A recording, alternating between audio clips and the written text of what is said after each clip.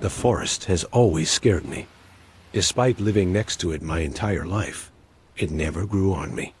When my brother dragged me into the woods to play, I always drug my feet. My eyes always played tricks on me, making me see figures peeking out from the trees. I stared at them now with narrowed eyes. In the daylight, they looked like trees, nothing malignant about them. Mom, Vanessa's staring out the window again. My little brother looks at me like I'm crazy. My mother has started to turn a deaf ear to my worries. She tells me a 16-year-old shouldn't be worrying about things like that. Dad never even pretended to listen. He only rolled his eyes and then checked out of the conversation. Just Vanessa being Vanessa, they said. Sighing, my mom walked behind me, her disappointed face reflected in the glass. Vanessa, please, can we not today? I shook my head.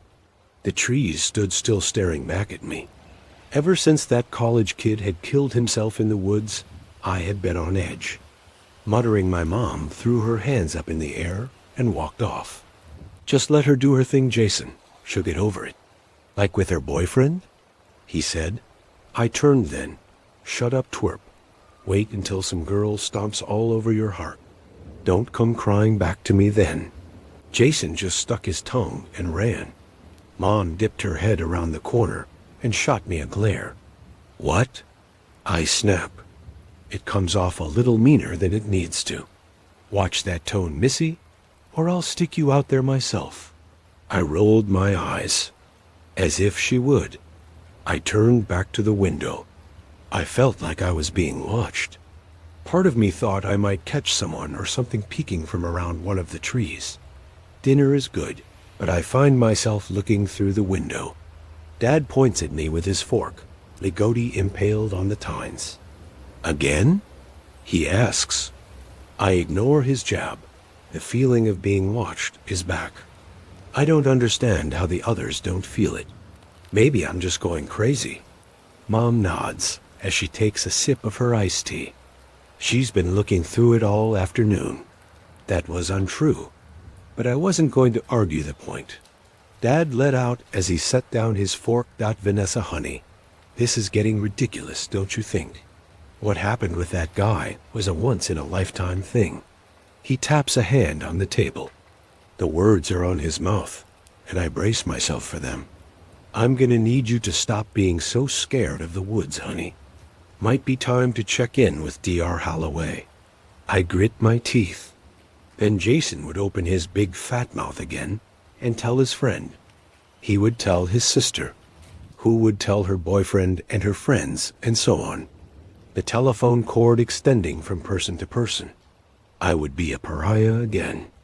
My friendships were fragile enough as it was. This would sink them, I was sure of it. Okay, Dad. I say it quietly, staring down at my plate. The feeling doesn't leave Dot. It lingers as I wash the dishes. The sun sets and the gloom only deepens, the shadows stretching longer and longer onto our lawn. Only once I'm locked in my room does the feeling leave. I leave my curtains closed just in case. The knocking jolts me awake. It's a steady sound. A light thunk against a window. My eyes slowly look to my window. Whoever it is, isn't outside my window. Somewhere down the hall, a person mutters. A door creaks open, and heavy footsteps start to pad down the hall. The knocking moves. I'm coming. My dad mutters. His tone is annoyed. There is another voice. This one is distinctly feminine. What was my mom doing?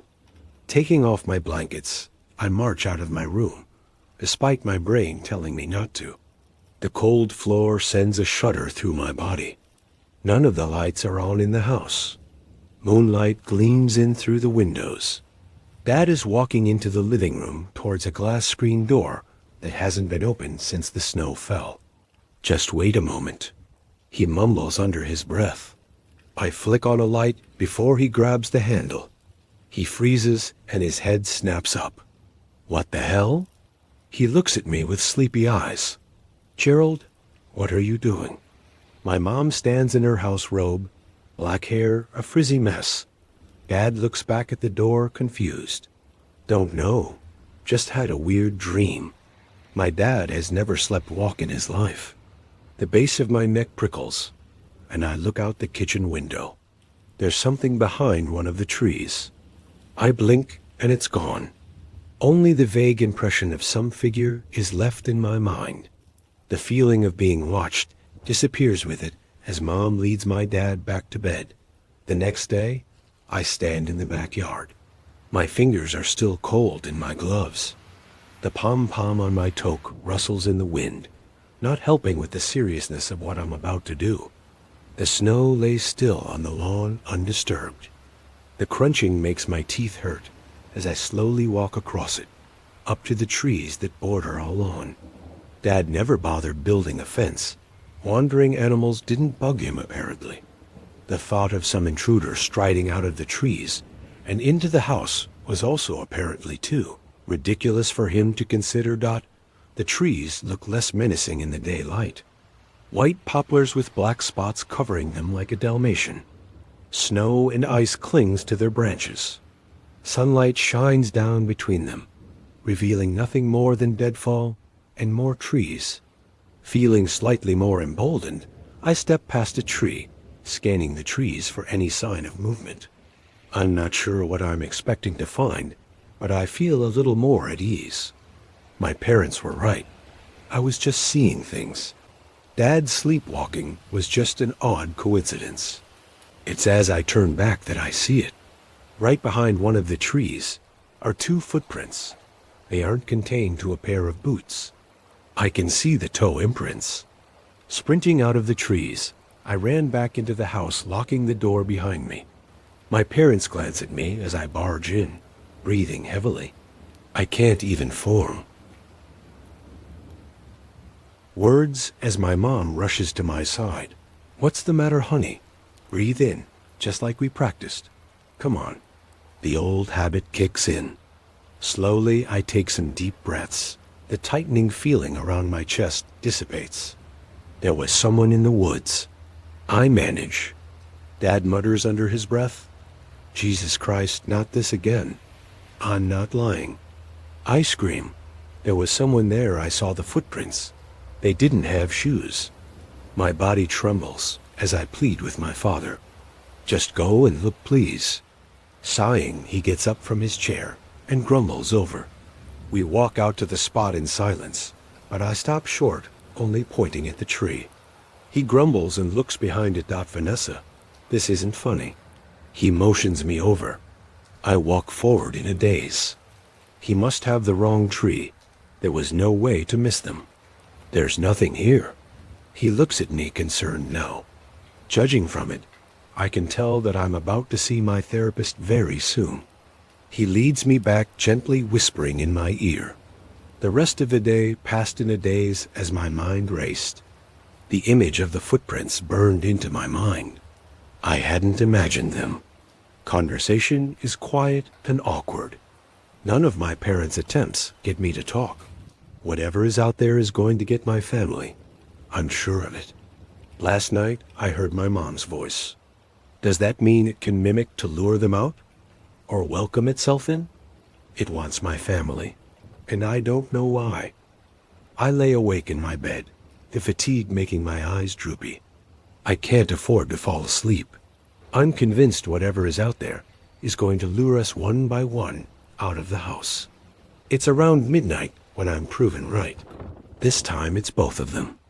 I don't wait this time. Flinging open my door, I watch as they march side by side, eyes closed. Running into the kitchen, I turn on the lights. This does nothing. They keep moving like nothing happened. Wake up. I scream. Still nothing. Wake up, you too, please.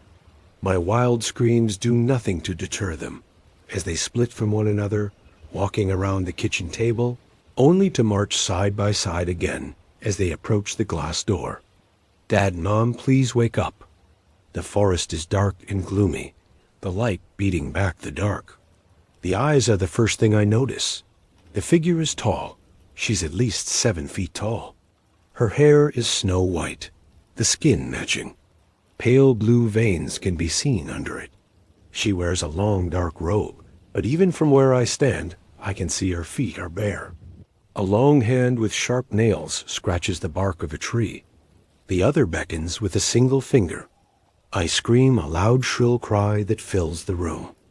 My brother cries in the background, and then hands are grabbing me as the figure slinks into the darkness. What's going on? My mother looks at me with wild eyes. Dad grabs my little brother from around the shoulders, ushering him back down to his room. His glance is over his shoulder once, eyes full of concern. "Vanessa, what are you doing?" She hisses. I look up at her confused. What is she talking about? She wraps her arms around me. I don't even know what to say to her. Monday, we're going to see Dr. Holloway, honey. We'll get this sorted. Can't have you walking off into the snow. The statement is insane. She leads me back to my room and tucks me in like I'm an 8-year-old. Pulling up the blankets to my chin, she curls next to me, and sleep eventually takes me dot. As the hours pass by on Sunday, a dread creeps into my body.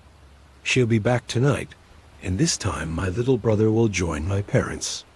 I look at Jason as he eats a bowl of Frosted Flakes. He looks down at his bowl, stirring the soggy flakes around. I have no idea how to prepare. The tall woman is something beyond this world. The only thing I understand is that she can't come into the house. All I can do is try to wake them up tonight. There was no way I would be able to sneak out of the house. My parents watch me warily from the living room, the TV quieter than it has ever been. I sat in silence for the entire day, sleeping at certain points. When night fell, I noticed it took my parents longer to fall asleep. When it was 11, they finally shut off the TV before going back to bed. I laid awake in my bed for another excruciating hour. When I could finally hear their breaths, I snuck out of my room. Every move I made was slow and careful. The first thing I did was look at the glass sliding door. My heart leapt into my throat. She was already there. A wide grin split her face, teeth as white as her hair. Slowly she raised her hand and started beckoning. Something deep down told me I didn't have much time. Yanking open a drawer, I grabbed a box full of tacks. I'd worry about them yelling at me later.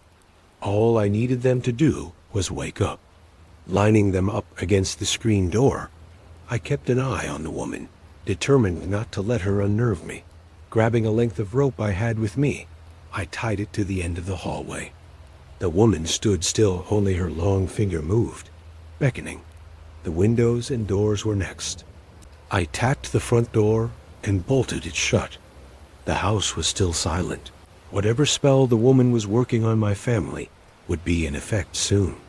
Why it didn't work on me, I didn't know why. I didn't have the time to think about it.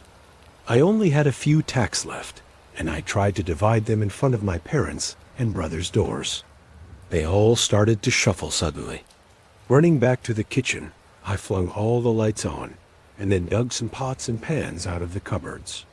It was stupid, something straight out of Home Alone, but I didn't know what else to do. I glared out the window at the grinning woman, as the doors to my parents' and brother's room opened at the same time. The first set of tacks did nothing. I immediately started banging the pots and pans together. I screamed and yelled, and they still advanced, eyes closed shut. My dad trips right over the rope and lands on his nose. A sickening crunch follows it. My mother trips over him, but scrambles back up. Slamming my pots and pans together does nothing. Jason steps over my dad and turns for the front door. My father slowly rises to his feet and marches towards the glass door. I'm stuck between the two groups. I move a foot in the direction of my brother before my mom pushes right by me. I grab onto her arm, trying to drag her down, and I'm thrown to the ground for my efforts. I hear the door unlock, such a soft, simple sound. Then it creaks open, and I watch my brother disappear around the corner of the house. A horrible laugh comes from the woman. It mocks me as I cling to my mother's ankle, shrieking. She steps onto the tacks, and for a brief second she jolts before ripping open the glass door. Cold air rushes in, and I lose her just as quickly. Nothing I did even remotely worked. My father shoves by me. I try with all my might to stop him. Swinging my frying pan, I crack it off his skull. It makes a horrible thud, and I can see the blood trickling down his forehead. He stops for a second. Then he rears back his fist. I never felt the punch, but I do feel the throb in my head as I pick myself off the floor. The sun has risen, and cold air rushes in. I'm numb, shaking and shuddering on the floor. Footprints march across the snow and into the woods. Putting my head in between my legs, I weep.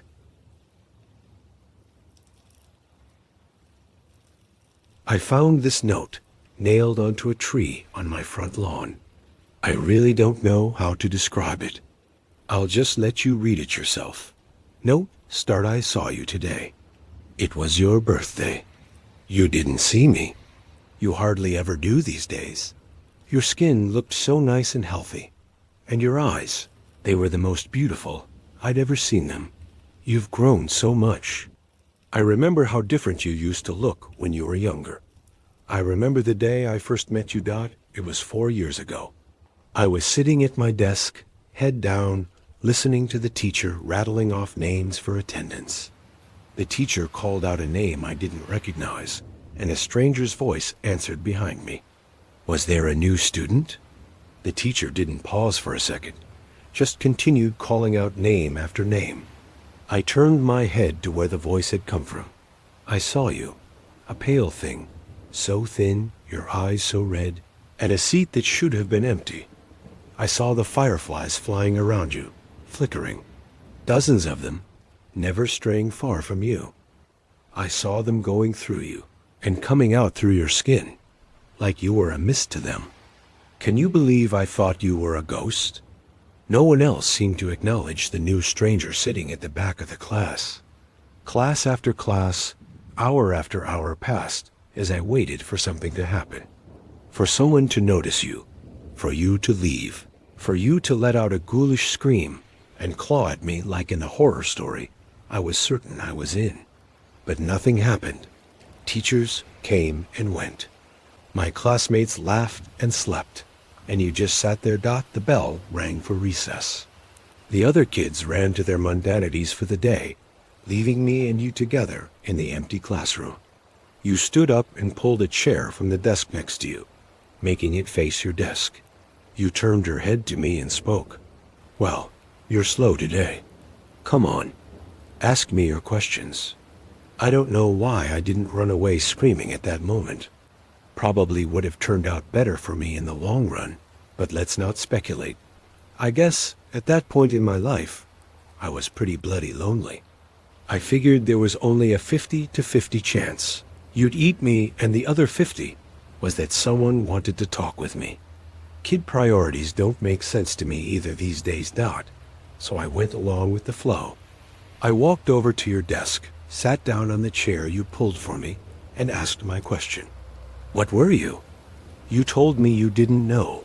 You said that once you were a child, just like me, with parents and friends.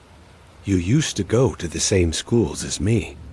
Then, one day, one ordinary day, when you were 10, you just woke up and you were like this, covered in fireflies, and no one could remember you the moment they concentrated on anything else. No one, not even your parents. You told me of how I'd notice you every day, how I'd think of you until recess every day, how I'd come to you every day, how we would talk every day, how we would meet for the first time every day for the last 3 years, about how I'd forget the instant I walked out of their room, how everyone would forget you, how the fireflies would make them, how for the last 3 years, you single quotes DBE and alone. Your story was very hard to believe. So I didn't. I asked what reality prank show I was on. You looked, well, unimpressed, and asked me to continue telling my story. I was caught off guard by the non sequitur. You said last I was here, I was telling you a story. A horror story about a haunted house. As you detailed the story, goosebumps prickled my skin. It was a story I'd been making up in my head. A story I hadn't told anyone yet. At that moment, a million reactions were open to me, all simultaneously adequate and inadequate. But the only thing that seemed proper was to finish the story for you. So I did. Halfway through, you interrupted me to ask if my mother had recovered from her sickness yet. I had to shake my head, a bit ashamed at the fact that I shared this private matter to a stranger. The story ended a few minutes before recess. My next class was in another room. You told me to go. Your steadiness took me back. You seemed so accepting of your fate, like you'd already gotten used to the idea of being forgotten forever. I was a kid back then. I wasn't a particularly smart kid, and I was probably on the onset of a crush. So you can excuse what I did next as an example of my childhood stupidity. I grabbed my scissors, pressed it against my arm's skin, and dug in. As it drew blood, I pushed it forwards, till the cut formed the shape I wanted. Letter by letter, I carved your name onto my arm. Just so you know, I don't regret that. Don't get me wrong. Kid power might have made me do it, but it sure as hell didn't make the pain go away. It was one of the most painful experiences of my life. But even then as a kid, I thought what was happening to you was unfair. I remember how your eyes looked when you saw that. The confusion. How strange it was for you that anyone would want to remember. I remember that look so clearly. When I woke up the next day and saw your name on my arm, I remembered you. I didn't forget. That day, for the first time, we had a conversation that wasn't so. One dash-sided dot. You said no one had ever done anything like that before, and suggested I might have a mental illness. I won't deny it. It drew a little blood. As we talked, a creeping thought came into my head. Did you prefer it when I didn't remember? That night, I was sitting up on my bed, staring at your name on my arm, wondering if I should cover it up so I couldn't see it and give you back your privacy.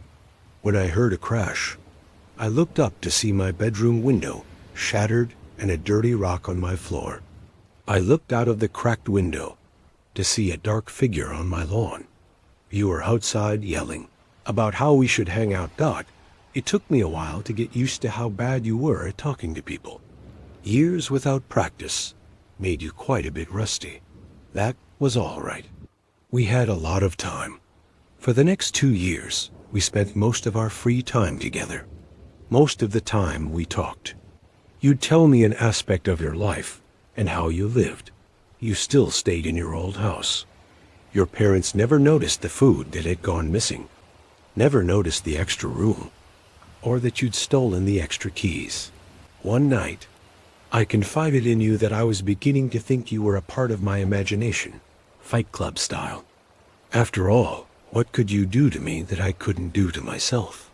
You spent the next month or so trying to leave bite marks on my ear or neck to prove a point.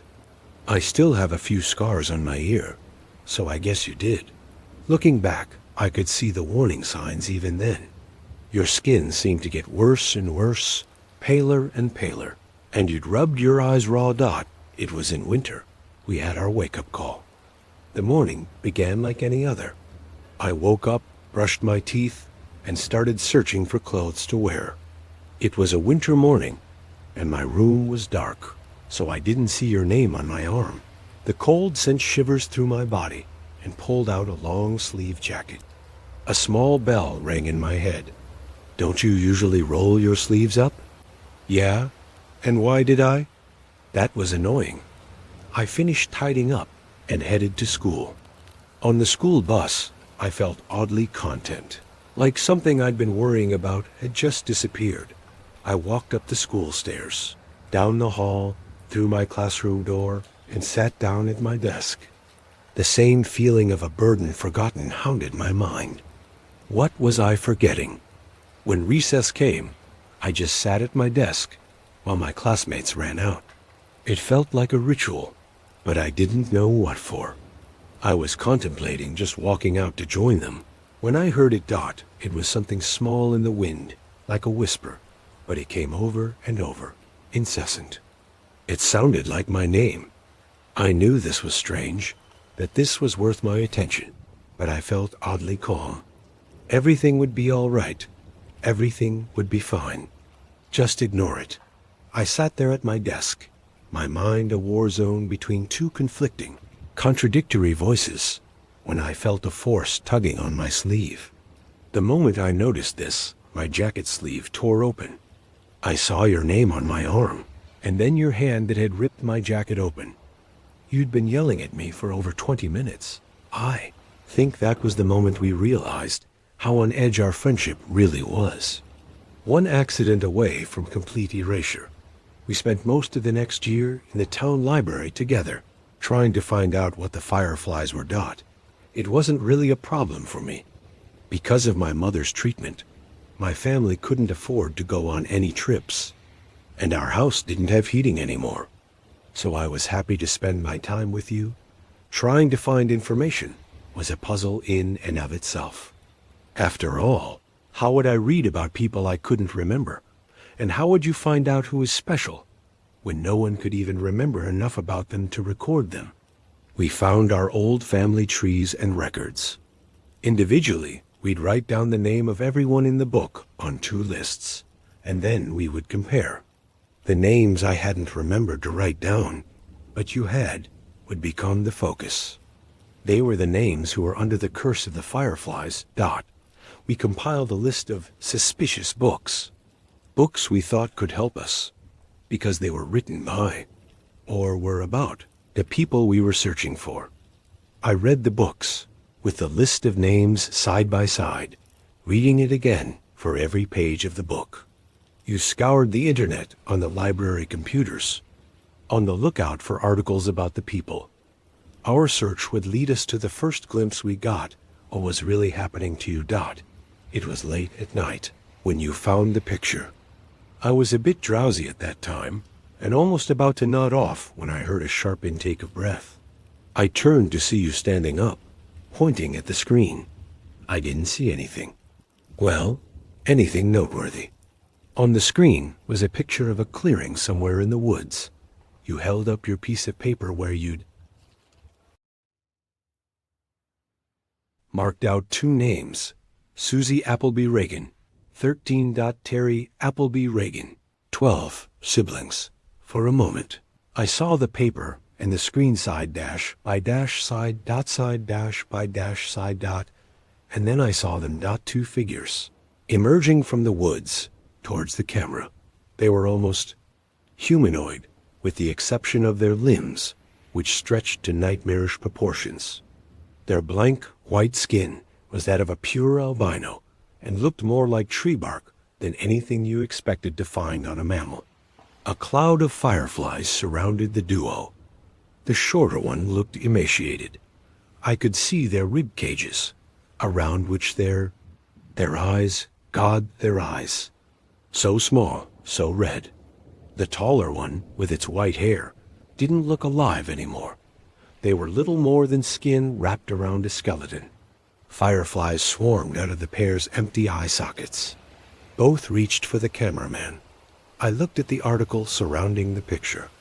It was a blog posted by a hiker, 20 years after the last mention of the 2 kids. The picture was a mystery to the cameraman as well. He'd been wanting to go to the woods pictured for a while now, but he never actually remembered going there. The picture had just appeared on his camera one day, out the blue. For a moment, I looked at your face. Your thin, pale face with those red-veined eyes. Would that be you when my scar faded? Just a walking horror. I'd glimpse, then forget. We worked through our reading list at a much faster pace starting from that moment. Maybe we should have gone slower. At least every book, every website we'd left untouched promised hope. The books that we finished and tossed aside promised nothing but the clearing in the woods. As one's future, and we tossed aside a lot of books. I believe I tore through 3/4 of my reading list before I stumbled across the journal. Oh God, that horrible, horrible journal.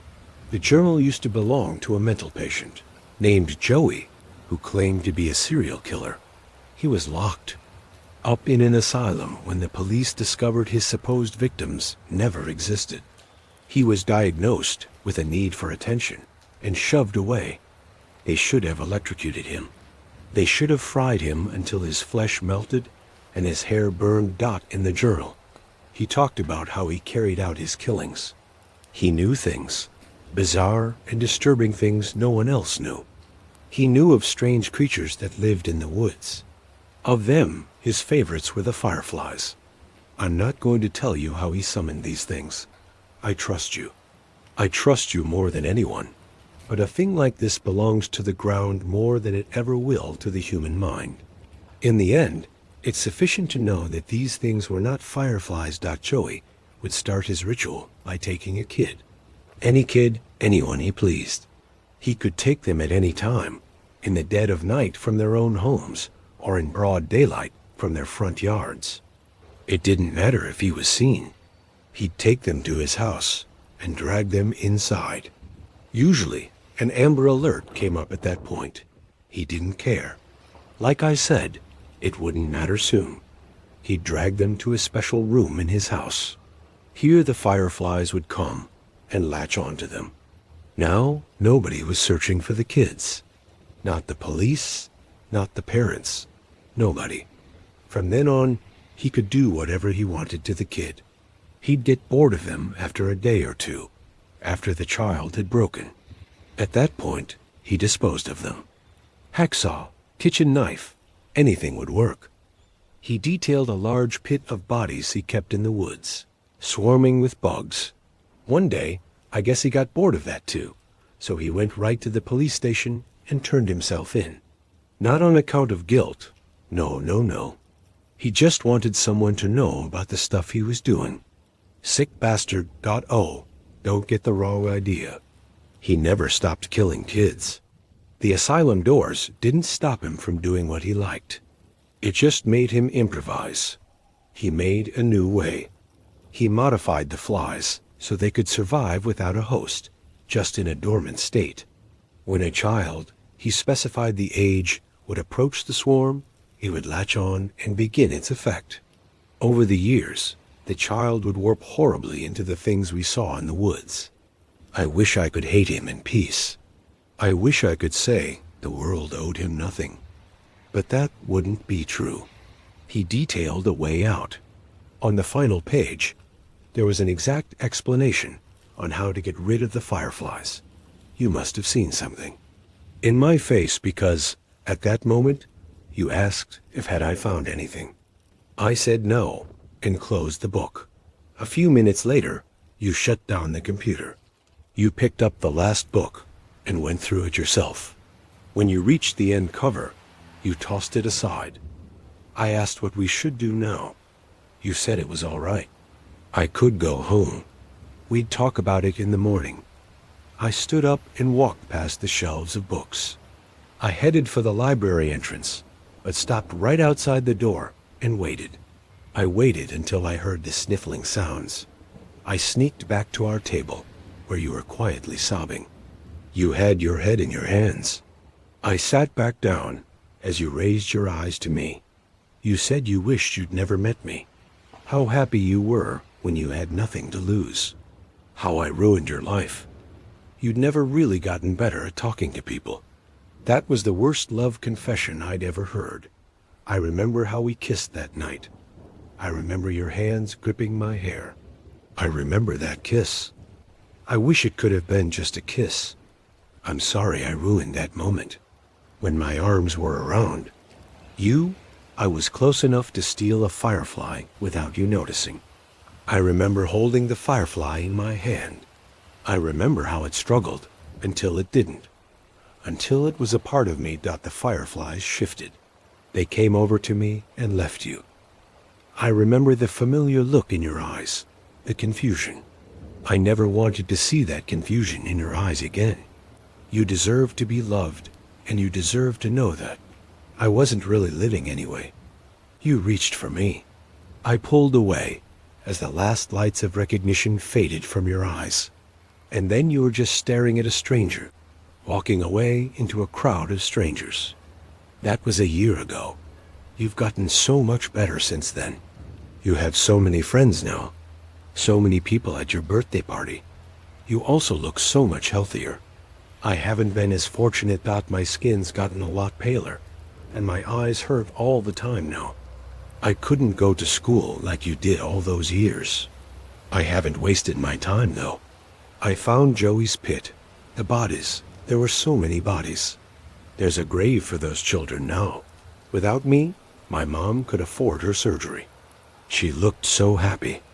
Just yesterday, I saw her playing with my baby brother. I saw you crying yesterday. You were with your friends, laughing. For a brief moment, your eyes met mine, and then they were so wet. I think I'm going away. For good, I think. You're not going to be happy if I stick around. I'm so happy I met you, even if you don't remember me. Note end. Sometimes I go through depressive episodes. I feel so lonely, even with my friends. I don't know what's going through my head during these times. And sometimes I'd end up in a bathtub, a knife in my hands and my wrists bleeding. Until now, I thought I was cutting my wrists. I wasn't. The cuts, they're letters. I've been carving a name onto my arm. Mark and Elena had never been the kind of couple who stayed out late, but that night was different. The wedding belonged to a relative. They barely knew, yet social pressure and family expectations kept them there for hours. The hall was filled with loud music, artificial smiles, and endless conversations that felt hollow. The laughter around them never reached their hearts, and as the night dragged on, Mark felt an increasing desire to leave, as if something unseen was calling them back home. When they finally said their goodbyes, it was well after midnight. The parking lot was nearly empty, the air cold and still, and the road leading home was swallowed by darkness. Elena rested quietly, staring out the window, watching the headlights cut through the fog while Mark drove in silence, his hands tight on the wheel, feeling a strange weight pressing on his chest, a sense that the night was listening. When their house finally appeared at the end of the road, Mark slowed instinctively, his stomach tightening. The porch light was off, and the front door was slightly open, a detail so small, yet so wrong. They remained in the car for several moments, listening, searching the darkness for movement. But nothing stirred. Mark stepped out first, forcing himself forward, convincing his mind that fear was unreasonable. He pushed the door open, and the house greeted them with silence. Too perfect, too complete. Elena stayed close, gripping his arm as they moved from room to room. The living room untouched, the kitchen exactly as they left it, the bedrooms undisturbed, no signs of struggle, no broken locks, no missing items, yet the air felt heavy, as if it carried a memory of someone else being there. They locked the door again and sat together. On the couch, lights on, hearts racing. Neither of them slept that night. Every creak, every shift of the house made their bodies tense. Morning came slowly, gray and lifeless. Mark left for work, exhausted, still trying to convince himself that nothing had happened. But as he walked through the garden, his eyes caught something near the fence, a black plastic bag placed neatly, as if with care. His smell reached him before he touched it, sharp and wrong. His hands shook as he opened it, and the world seemed to tilt inside. Lay there cat, Luna, lifeless eyes, wide neck twisted, unmistakably strangled. Terror flooded him. Questions screamed inside his mind. Who did this? Who entered the house? Who watched them that night? The police came and left, finding nothing. Days passed, but the house changed. Whispers echoed softly at night. Elena heard her name spoken from the walls. Mark woke with bruises shaped like fingers. Doors were found open each morning. The cameras he installed showed missing time erased. Hours, as if the house itself refused to be watched. Neighbors avoided the place, saying it felt wrong. One old man finally told Mark the land had never been empty, that others had lived there long before. and never truly left, sleep became impossible.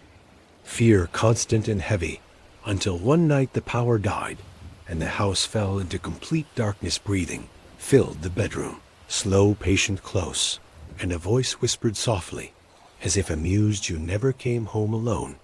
After the night, their cat disappeared. Mark and Elena could not sleep at all.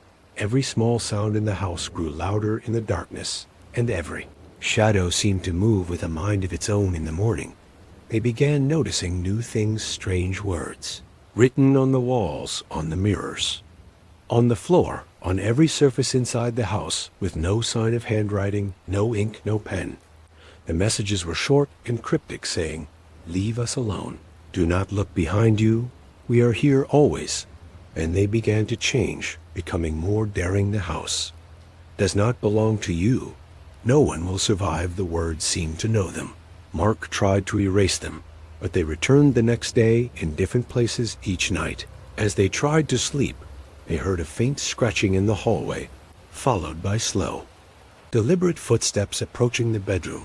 When Mark got up quickly, he found a message on the door, written in something like blood.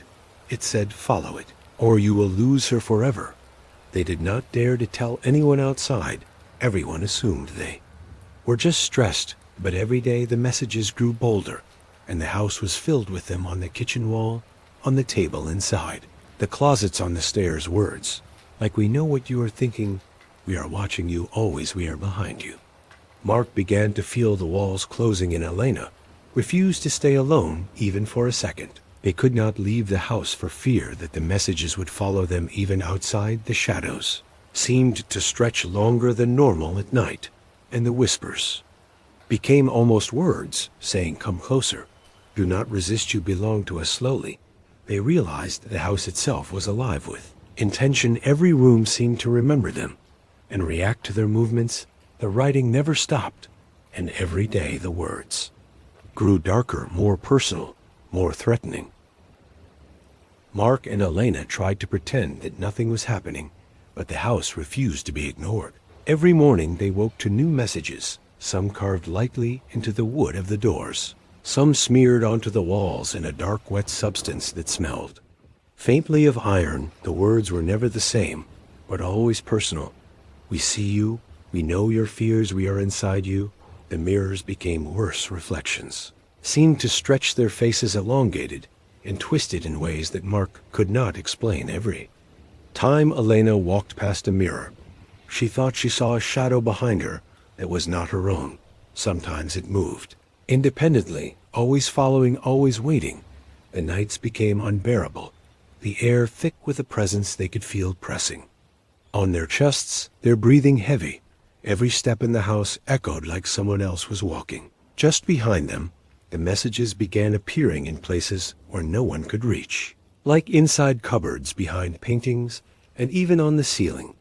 Above their bed in the darkness, they could sometimes see letters forming slowly, as if an invisible hand was writing just for them. Mark tried recording everything on his phone, but the footage always corrupted the files before he could watch them.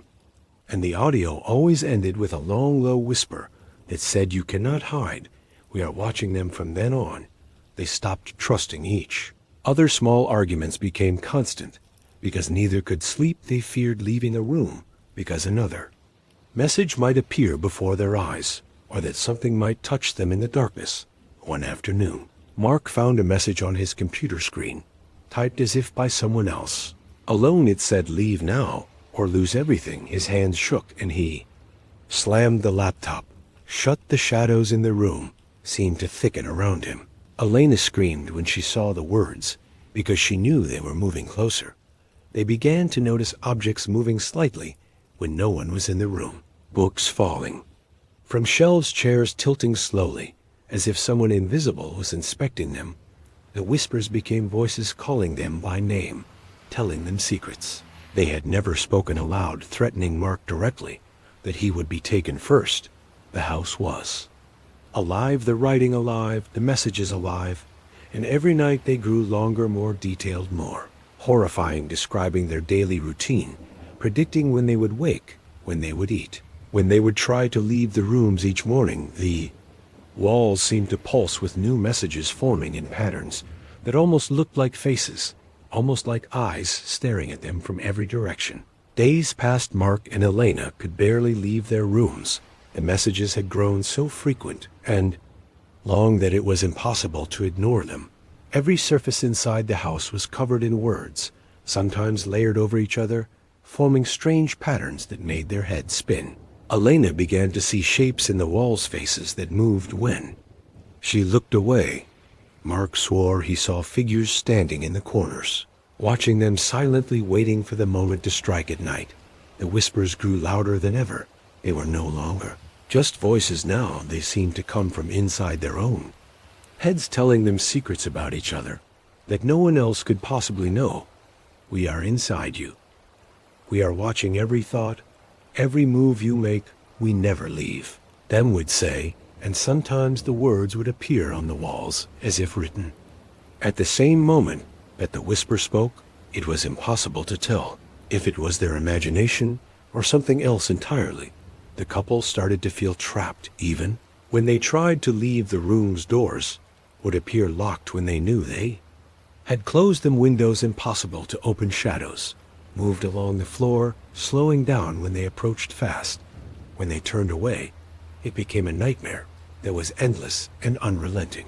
Mark attempted to sleep in the basement. Elena refused to be separated from him. They lit candles to see the writing forming in the dark letters, dripping slowly onto the walls, sentences like "You belong to us.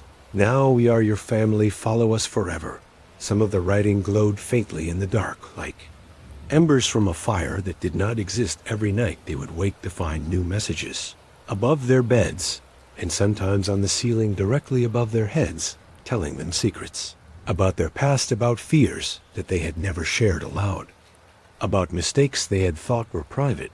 It was as if the house had read their minds and recorded everything every time Mark tried to take photos or videos. The devices would die instantly, or files would corrupt in the morning. The messages would have multiplied, covering even the areas he had tried to photograph. The couple stopped eating regularly. Their sleep was non-existent.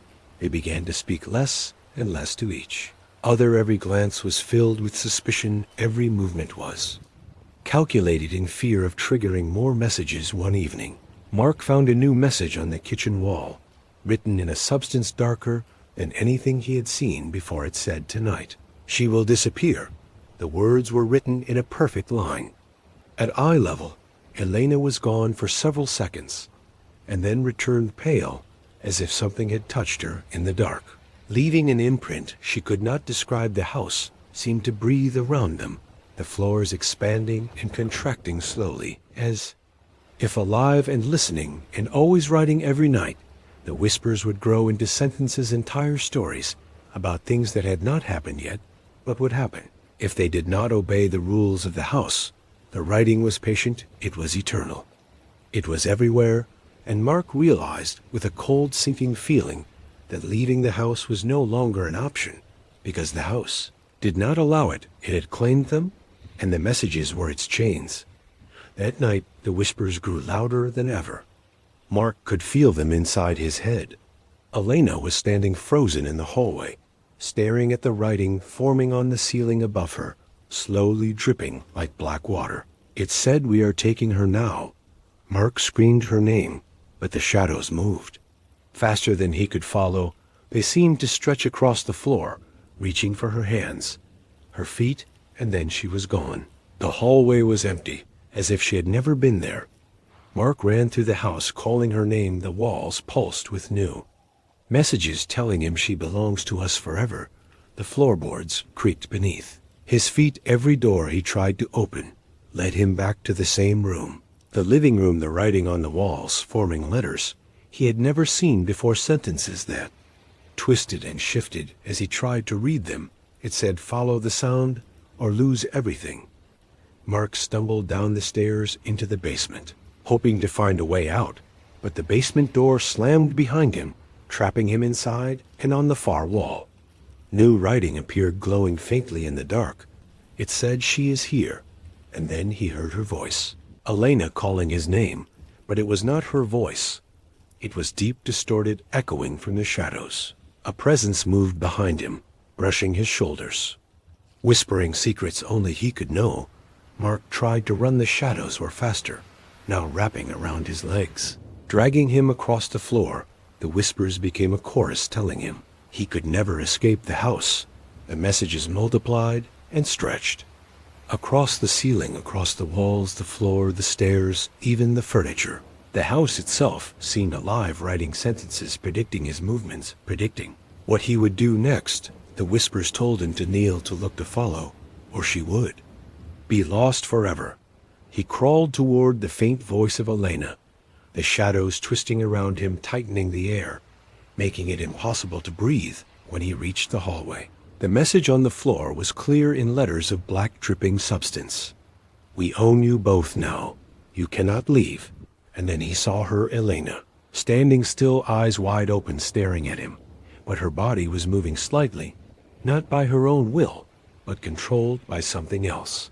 The shadows stretched from the walls, reaching toward her, slowly raising her hands, and then the writing began forming on her skin, letters slowly appearing as if carved into her flesh. Mark screamed as he ran forward, but the shadows were everywhere, enveloping him, dragging him to the ground. The whispers told him, you belong to us too.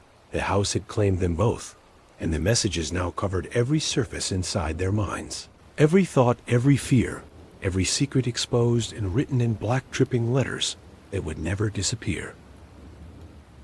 Mark screamed her name, but the shadows would not release her. The writing on the walls multiplied, forming words like, we are eternal. We never leave. We are inside you forever. The floor seemed to shift beneath him, the stairs leading nowhere, the doors opening and closing by themselves. The house had become alive with intention. Every whisper, every shadow, every word written on the walls was a command, a trap, a chain that bound them both. He reached for Elena, but her eyes were empty, her body rigid, and moving only when the shadows commanded. She whispered his name in a voice that was both hers and not hers, telling him to kneel, to obey, to stay, and he felt the weight of the house pressing on him.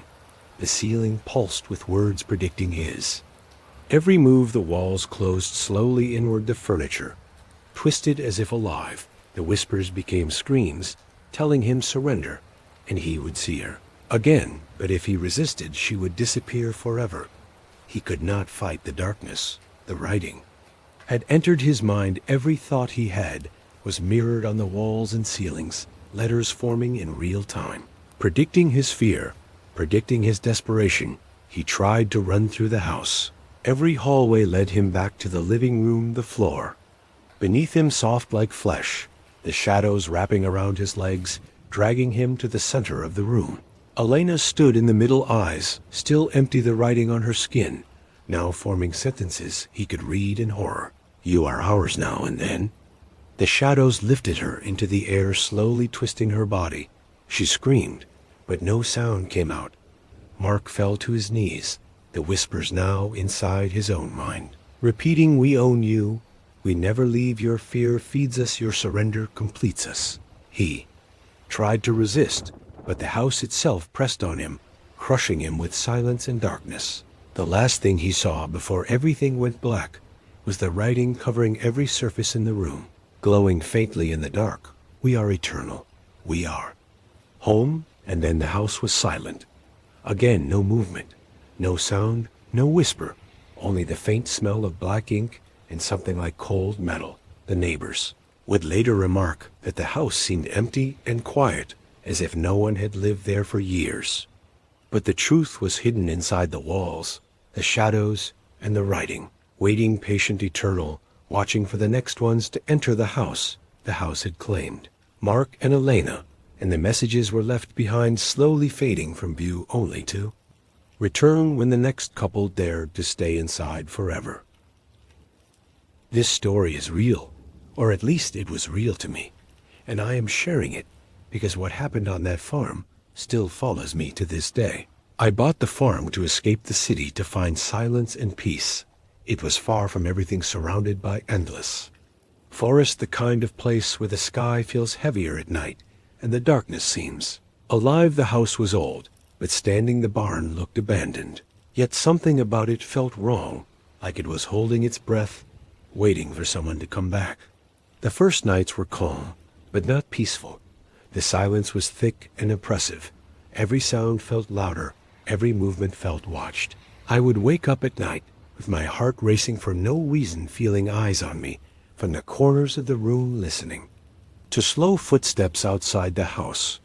Footsteps that never rushed, never stumbled, but moved with purpose around the walls, around the windows, stopping sometimes. Right outside my bedroom, days passed, and the animals started acting strange. The cows refused the barn. The chickens gathered in one corner, shaking and staring at nothing. One morning, I found a cow dead, its body untouched, but its neck twisted, its eyes wide, frozen, in pure terror.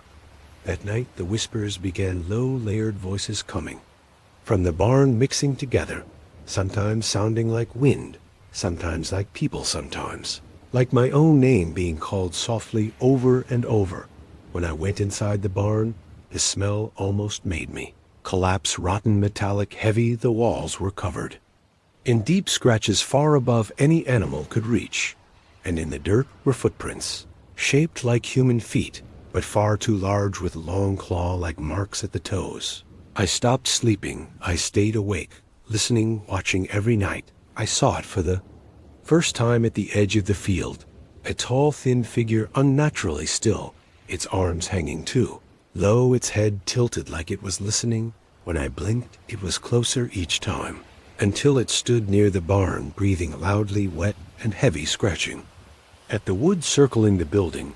I locked myself inside the house, but it followed, scratching the walls, walking across the roof, dragging something heavy above my head. Then complete silence, followed by a single knock on the door, slow, deliberate. And then my name whispered through the wood. I did not move until sunrise.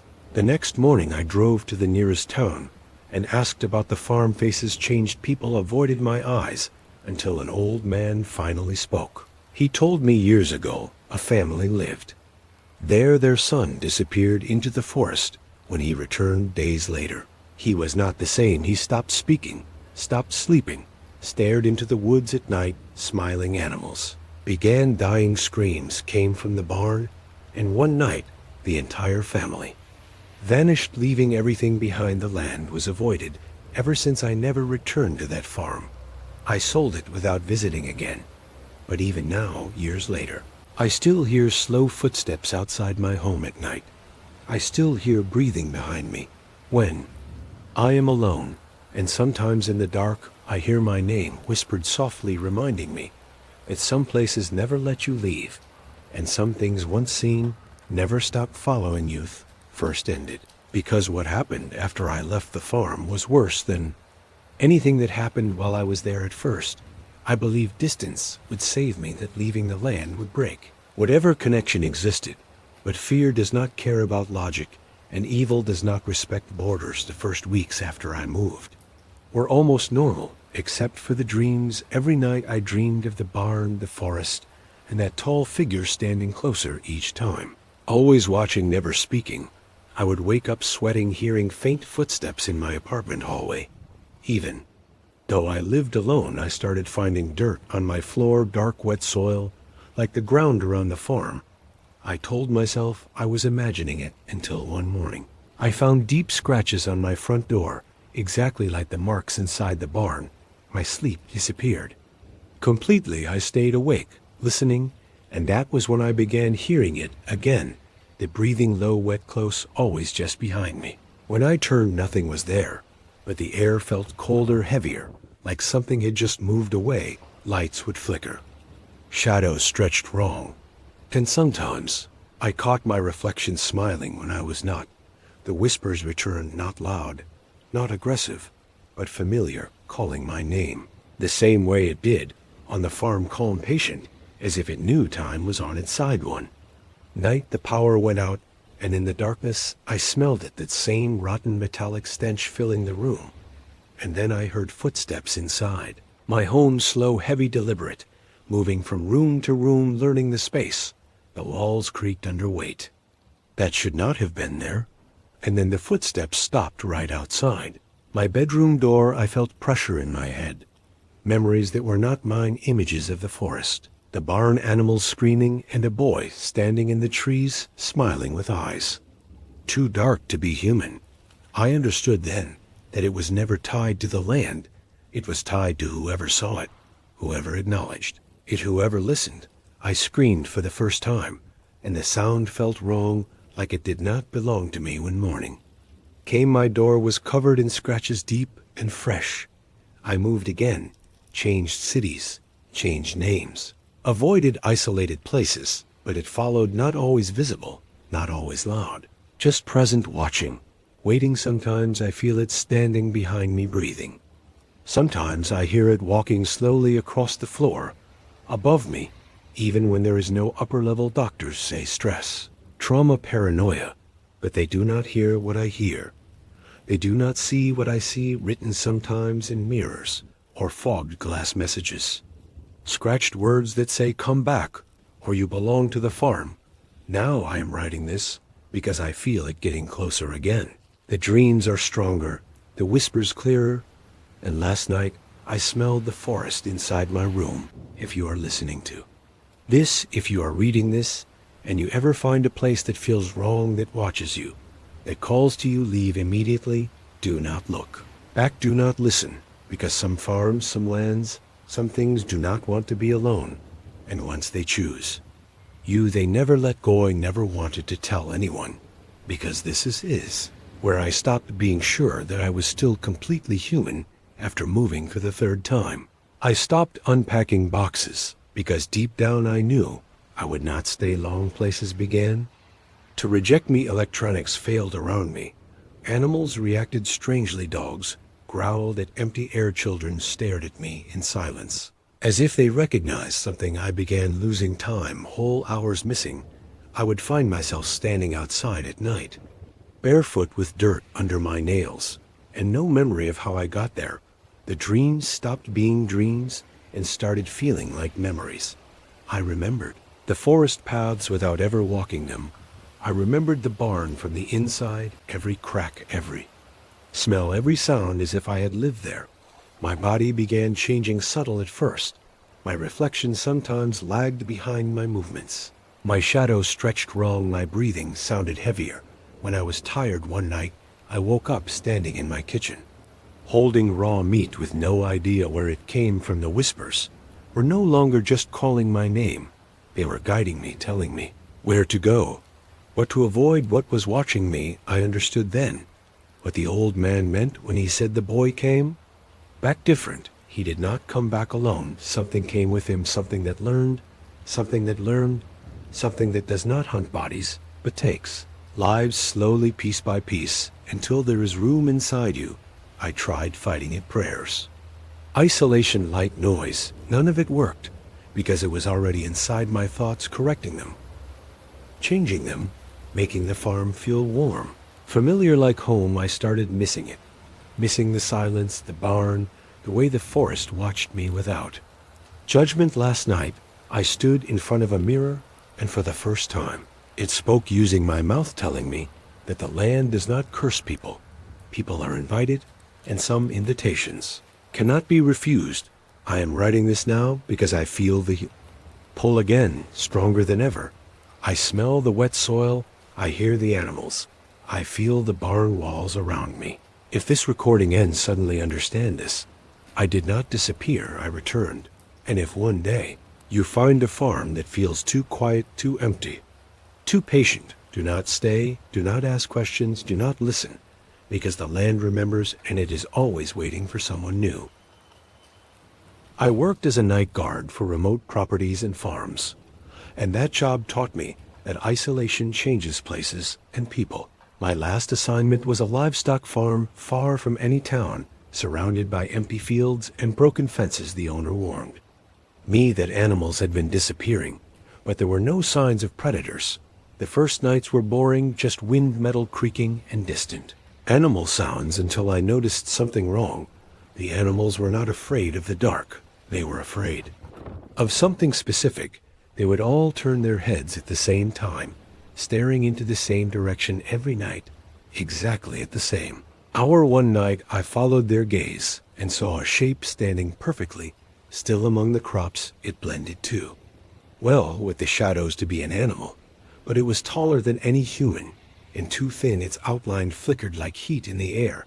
When I stepped closer, it vanished instantly, leaving behind flattened soil, shaped like long dragging fingers. The next morning I found one of the sheep alive but hollow, its body intact but empty, like something had been taken from the inside. The smell was wrong, sweet and rotten at the same time. I called the owner, but he did not answer that night. The radio in my truck turned on by itself, repeating a low static sound that almost formed words, and then I heard movement in the grain silo, heavy slow climbing sounds coming from inside, metal bending under weight that should not have fit inside. When I shined my light upward, I saw nothing, but the sound continued, circling me from above, from below, behind me. I realized that it was not hunting animals. It was learning the layout, learning me. The next night it came closer. I could hear it breathing, copying the rhythm of my own breath. When I stopped breathing, it stopped too. When I ran, it followed, without sound, without urgency, just certainty. I locked myself in the control shed and watched through the window as the animals began collapsing one by one, not screaming, not struggling, just dropping as if something invisible passed through them. When dawn arrived, the farm was silent, empty, and the ground was covered in deep trails leading toward the fields, but none leading away. I quit that job immediately, but sometimes at night, when everything is quiet, I still hear that breathing matching mine, perfectly reminding me that some things do not need eyes to see you, and some farms are not places where animals are raised, but places where something else is fed. This is part 2, and it continues directly from the first part, because leaving the farm did not free me. The images of the barn and the fields followed me. Every night I began noticing small changes in my apartment. The shadows stretched too long, the walls creaked with weight that should not have been there at first. I thought it was stress, the road, the delivery job, the winter nights, but the presence was real. I started hearing the static on my phone late at night, whispers, forming words that sounded like my own thoughts, repeating them slowly, deliberately. One evening I returned to the same route on a different truck, because my company reassigned me to the rural delivery routes. I wanted to prove to myself it was imagination, but the moment I entered the area, the GPS died again. The fields seemed taller, the scarecrows closer, their heads turned toward me, all the cows frozen in the same unnatural stance. The dirt path led me toward a barn I had never noticed before. It was bigger. This time the hooks were swinging more violently, the smell of earth and iron stronger inside. I saw a figure kneeling in the corner, covered in mud and shadows. It rose slowly, limbs bending the wrong way, multiple eyes blinking asynchronously. It studied me, not aggressively, but carefully, following my every breath. I froze, and the figure mimicked my posture, step by step. When I backed away, it backed away. I ran toward the truck, but the path had changed. Fields extended farther. Then, before the scarecrows had moved closer, I reached the truck, and the engine refused to start. I tried the radio, but it only emitted low static that whispered my name. I realized then that the farm was not tied to a location. It was tied to me. Wherever I went could extend itself, manifest slowly like a dream.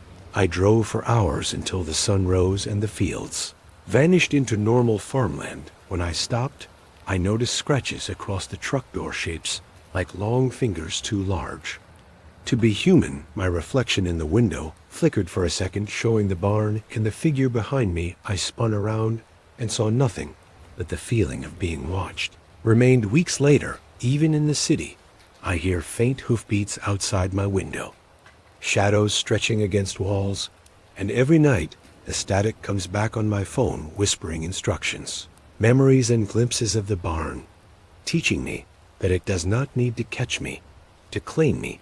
It only needs to be present. I am writing this now because the road is calling again. The GPS is flickering, and I know that sooner or later I will return and someone else will drive that route and enter the farm, and it will watch them exactly as it watched me. And it will never stop, because some farms are alive, and they are patient, and they always remember who enters. On a dark, cold night, Adam sat alone in his old house that he had inherited from his grandfather, and the silence filled every room. The lights flickered weakly from the broken bulbs, and he could hear the wind whistling outside, tapping on the windows, like ghostly fingers searching for entrance. And as the rain began to pour on the roof, a chill ran through his body, but he tried to ignore it and stayed lying on the old couch staring at the faint fire in the fireplace. And suddenly he heard soft footsteps upstairs, echoing in his ears, as if someone was moving carefully through the hallway. Adam froze, his heart pounding in his chest. The shadows on the walls seemed to twist and move as the wind howled through the cracks in the doors he held. His breath, listening to the floorboards, creaked slowly, and then he heard a whisper, so faint it could have been the wind calling his name. He wanted to call out, but his voice stuck in his throat. The fire flickered and went out, plunging the room into darkness, and he felt a cold presence brush past him, making the hairs on his neck stand up. He reached for his phone, but it was dead, and in the silence, he could hear a soft breathing coming from the corner of the room. He tried to convince himself it was his imagination, but the sound grew louder and closer, and then a shadow moved across the wall toward him, and he realized he was not alone in the house. The door to the staircase creaked slowly, and a figure emerged from the darkness. Adam wanted to run, but his legs would not move. He felt trapped as the figure came closer, and a cold hand touched his shoulder, sending a shiver down his spine. And he realized that this night would not end peacefully, that something in the house was awake and watching him, waiting for the perfect moment to strike. And as the wind howled louder, the rain battered the windows and the shadows danced on the walls. Adam could only whisper a silent prayer, hoping to survive until dawn, and the figure lingered in the corner of the room, its shape indistinct, but its presence suffocating. Adam's heart raced, and his mind screamed for escape. But every instinct told him to stay frozen. As the air grew colder and heavier, he could feel it moving closer. Each breath he took was sharp and painful, and the darkness seemed to thicken around him, hiding things he could not see, but could somehow feel. A low growl echoed from the shadows, sending a shiver down his spine, and he realized the house itself seemed alive, watching, judging him. He tried to move toward the door, but the floor felt sticky and uneven, as if the house was holding him in place. And then he heard whispers coming from every direction, telling him secrets he could not understand. Voices overlapping, words of fear and despair, and a sudden crash from upstairs made him jump, nearly knocking over the empty chair beside him. He wanted to scream, but his voice was swallowed by the silence, and then the shadow lunged toward him, moving impossibly fast, brushing past him, and leaving a trail of icy cold that made his skin burn. Adam stumbled backward, tripping over the rug and hitting the wall hard. The whispers turned into screams, filling his ears, and the lights flickered back on, revealing the room empty, as if nothing had moved. But the fear in his chest told him the figure was still there, watching, waiting. And then a window slammed open, letting in the wind and rain, and through the blur of the storm, Adam saw the outline of a face staring at him from outside, pale eyes glowing in the darkness.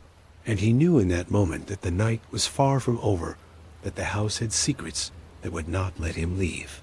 And as the storm raged on, he sank to the floor, shivering, knowing that he was completely alone, yet not alone at the same time, trapped in a nightmare that had no end. Adam stayed huddled on the cold floor, his teeth chattering as the wind howled through the broken windows. The room seemed to breathe around him, the walls pulsing slightly as if alive, and he could hear faint scratching coming from the walls above, like nails trying to claw their way out. The whispers returned, but now they were closer, louder, urgent, almost pleading, and the shadows stretched across the room, forming shapes that twisted into faces, screaming silently at him. He wanted to run toward the front door, but when he reached it, it felt as though an invisible force held it shut, trapping him inside with whatever haunted this house. He stumbled back toward the staircase, the steps groaning under his weight, and as he ascended, each step felt like climbing into a pit of darkness. The air grew thicker, and he could smell something metallic and rotten, and then a cold hand gripped his ankle, dragging him backward. He screamed, but no sound came out. His body slammed into the wall, and the whispers became a deafening roar, filling his mind with memories that were not his and images of people he had never met twisted into horrific visions of pain and terror. He tried to cover his eyes, but the shadows were inside his head, crawling through his thoughts and invading his senses. A door upstairs creaked open slowly, and Adam felt a presence behind him brushing against his back, icy fingers running along his spine. He turned quickly, but there was nothing, just darkness, and yet he could feel eyes piercing into him, waiting for him to make a wrong move.